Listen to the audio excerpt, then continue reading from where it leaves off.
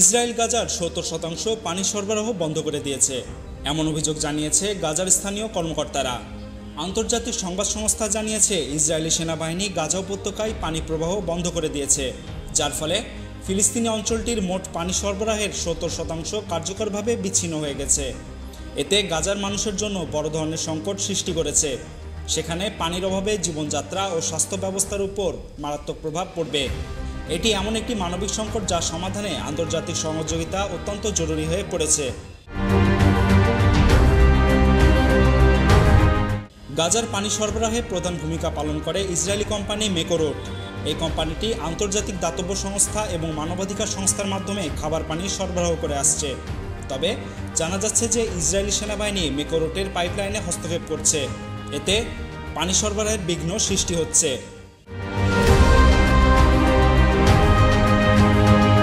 গাজা পৌরসভার মুখপাত্র হোসনি মেহনা জানান, পূর্ব গাজা শহরের সুদাইয়াপাড়ায় অবস্থিত মূল পাইপলাইনে পানি সরবরাহ পুরোপুরি বন্ধ হয়ে গেছে, যার ফলে গাজাবাসী সীমিত পরিমাণে পানি সংগ্রহ করতে বাধ্য হচ্ছে এবং সেখানকার সাব সরবরাহ চ্যানেলগুলো কার্যত অকেজো হয়ে পড়ছে।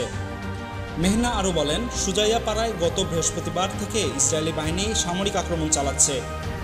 পানি সরবরাহ বিঘ্নিত হওয়ার কারণ এখনও পরিষ্কার নয়, তবে তারা আন্তর্জাতিক সংস্থার সঙ্গে সমন্বয় করে তদন্ত করছে।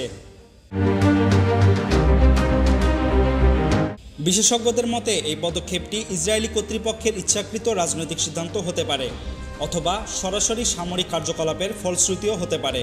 তবে এর পরিণতি যে ভয়াবহ হবে তা স্পষ্ট। গাজার পানি সরবরাহ যদি শিগগির পুনরুদ্ধার না হয়, তবে গাজা উপত্যকাটি একটি পূর্ণাঙ্গ পানি সংকটের মুখোমুখি হতে চলেছে। Desk report, Padma Times.